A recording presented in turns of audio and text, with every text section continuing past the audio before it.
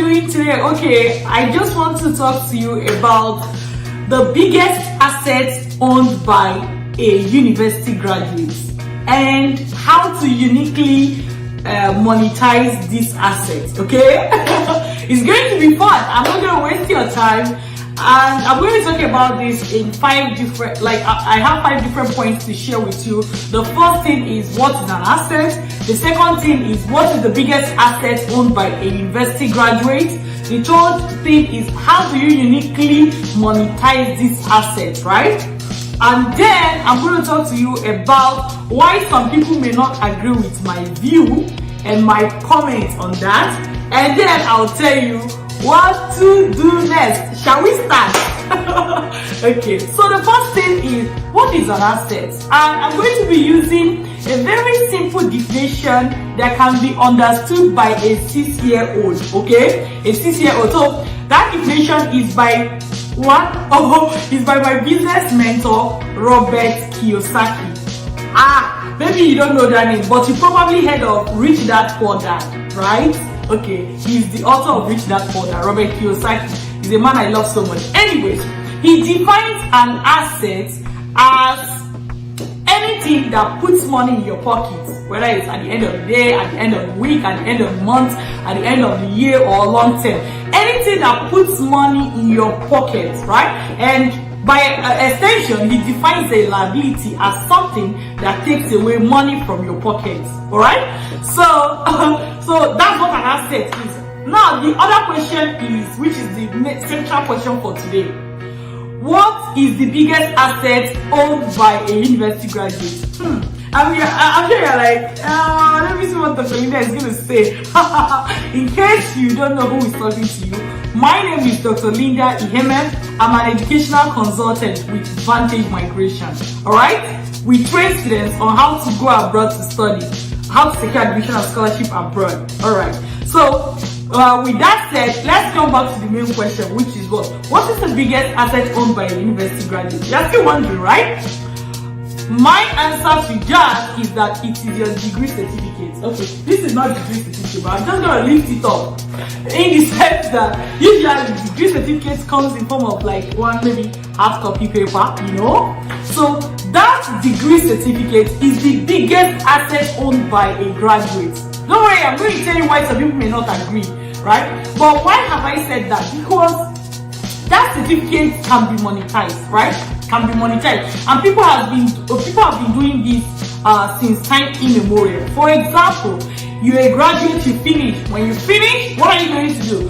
Most people will look for a job. When you are looking for a job, what are you going to be telling them? I have a degree certificate. Let's say, okay, take me for example, I read dentistry. So when I finish, I'm a dentist and I'm going to use my dental degree, right, to apply for a job. So the point is that that degree certificate is the biggest asset that you have as a graduate. As a graduate, you may not have money, you may not have house, especially for the younger graduates, okay? Like within 5 years of graduation. And even in extension, many people within 10 years of graduation, they don't even have a house, they may not have a car, they may not have started family, you know. But one thing that is unique to all graduates is that you have a degree certificate. So when you want to talk about something that can be generalized, you say that degree certificate is the biggest asset owned by graduates. All right. Now, one other thing I want you to know is that already you know that that certificate can get you money. Let's say you get a job or something, right? But that is the known. But there is another way that you can uniquely monetize this, which is the third point, right? How do you uniquely monetize your degree certificate? How are others doing it? Okay. I know you want to hear that, right? So, to uniquely monetize your certificate, one thing that you can do is to use that your degree to apply for a higher degree for you to study on scholarship. I'm telling you, this is a no-brainer. It sounds simple, right? But a lot of people are not thinking about it that way. So you see someone that will say, oh, I have a BSc or BA or BEng or whatever, you know, or even masters, right? I say, oh, I have masters in public health, but to them that certificate looks useless.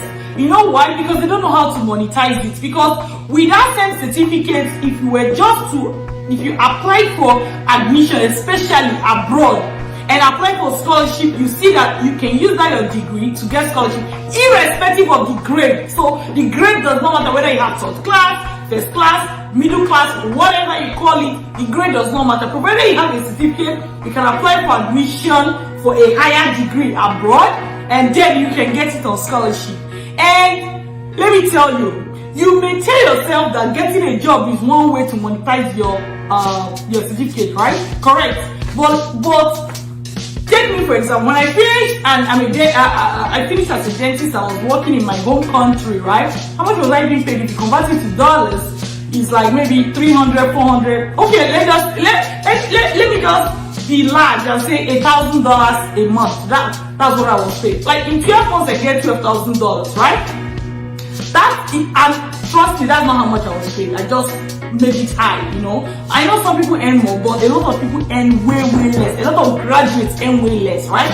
Okay, so but with scholarship, my scholarship was roughly $30,000 plus the first year, and this was repeated the second year just for the masters.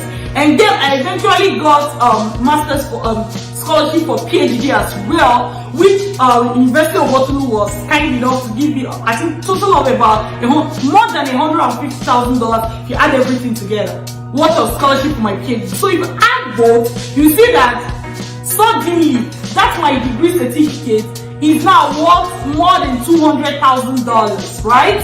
So think about it. Think of how much you are earning now. How many years will you have to work to get $200,000 in your home country? You see the point? You see the point? So you may be monetizing your certificate by working, but if you were to apply for the next program ahead of you, say a master's or a PhD, and you get it on scholarship, you would have earned maybe your 10 years worth of salary. You will earn it within 1 year or 2 years. You see the point? I've worked with clients that went abroad to study or that are going abroad to study, and they secure scholarship. For example, I worked with a client that after they removed school fees, he was to be getting $20,000 a year, and his PhD was for 4 years, $80,000, right? And this is like minus, he will still be able to work. So study of scholarship doesn't mean you can't work, right? You'll still be able to work. So, but this is like minus every other thing. Okay, I still work with another client. This one with the school fees included, she was going to be earning around $27,000, and that was the scholarship we knew about as of the time she was applying. I've also worked with others to see $20-something thousand or thereabout, right? Whether it's masters or PhD, but even if it's masters and you multiply that by 2, you're talking about roughly $50,000, just like that, and most of them within 1 year or 2 years.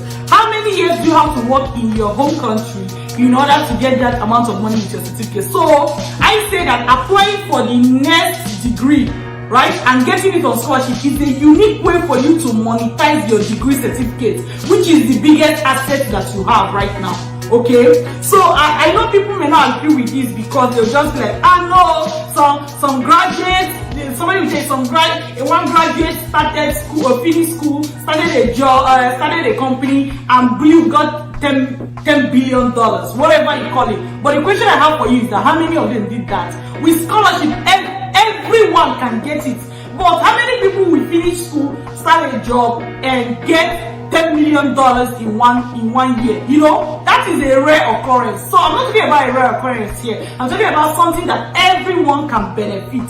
So if you want to learn how to secure admission and scholarship abroad, irrespective of your grade, provided you're a graduate, I advise that first check the description of this video. I'm going to put the link to our free webinar, or you can follow us on social media, Dr. Linda Iheme or Vantage Migration.